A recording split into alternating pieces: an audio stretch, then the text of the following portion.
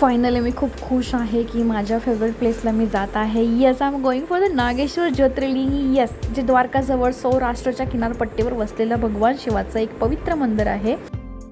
और कितना सुंदर. आणि हे 12 ज्योतिर्लिंगपैकी 8वे ज्योतिर्लिंग मानलं जातं. हे जे मंदिर आहे ना, हे दारू का वाहन म्हणून ओळखल्या जाणाऱ्या ठिकाणी असून येथे भगवान शिवाची 25 मीटर उंच भव्य मूर्ती आहे आणि याला नागेश्वर महादेव असंही म्हणतात. तर ना इथं आम्ही जेव्हा पोचलो तर मी मूर्ती बघताच थोडी कावरी झाली. मी सो एक्सायटेड.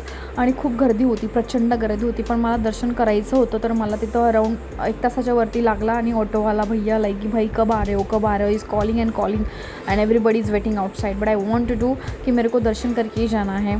तर मी मंदिरामध्ये आतमध्ये गेले आणि यस मोबाईल वगैरे सगळं अलाउड आहे इथं. आणि जेव्हा मूर्ती बघितलं ना मी तर पागल झालेलं आहे अक्षरशः की यार क्या सुंदर आहे. आणि माझं ते कंप्लीट झालं आहे ज्योतिर्लिंग. तर मला इतका आनंद झाला तो आतून की मी नाही शब्दात नाही सांगू शकत. आणि मस्त महादेवांचा जो कंटिन्युअस भक्तांच्या तोंडातून जी घोषणा चालू होती ना, हा क्या वातावरणाची वाईब होती ती.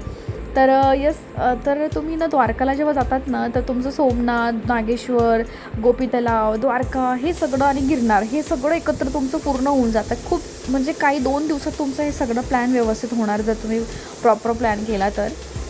So let's go inside.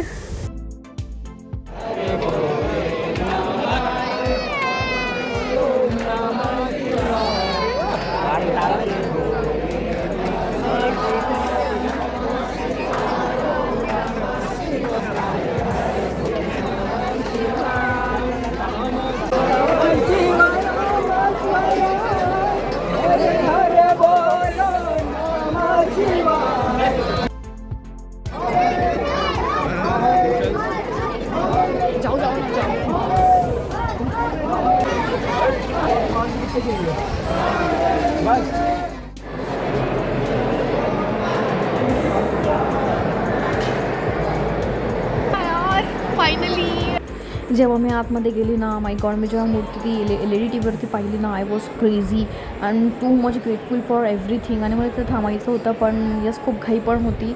आणि यस इथं मोबाईल त्याच्यासमोर जर काढला ना तर ते पंडितजी नाही अलाउ करत. So be careful about that. आणि जी 25 मीटर उंचीची आपण मूर्ती बघितली ना तिला मोटेश्वर असंही म्हटलं जातं. तर ना इथं बाग पण आहे. आणि या ज्योतिर्लिंगाच्या शास्त्रात अद्भुत महिमा सांगितला आहे. धार्मिक शास्त्रानुसार भगवान शिव हे नागाचे देवता म्हणून ओळखले जातात. तर नागेश्वराचा अर्थ आहे नागांचा स्वामी.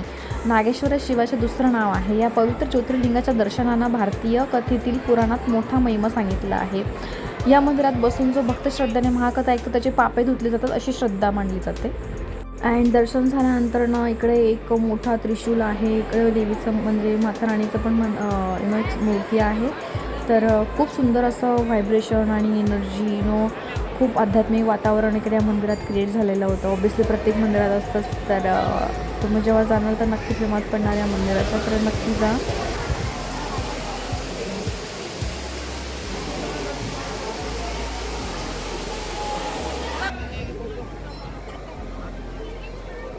अशा प्रकारे माझं नागेश्वर हे जे ज्योतिर्लिंग आहे ते पूर्ण झालं. आणि मी खूप भाग्यशाली समजते की वर्षाच्या सुरुवातीलाच माझं हे सगळं स्पिरिच्युअल टूर झाला.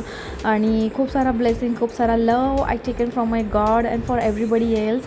आणि अशा प्रकारे माझं हे दर्शन झाल्यानंतर आम्ही जात आहोत नेक्स्ट स्पॉटला जे आहे खूप असं इंटरेस्टिंग.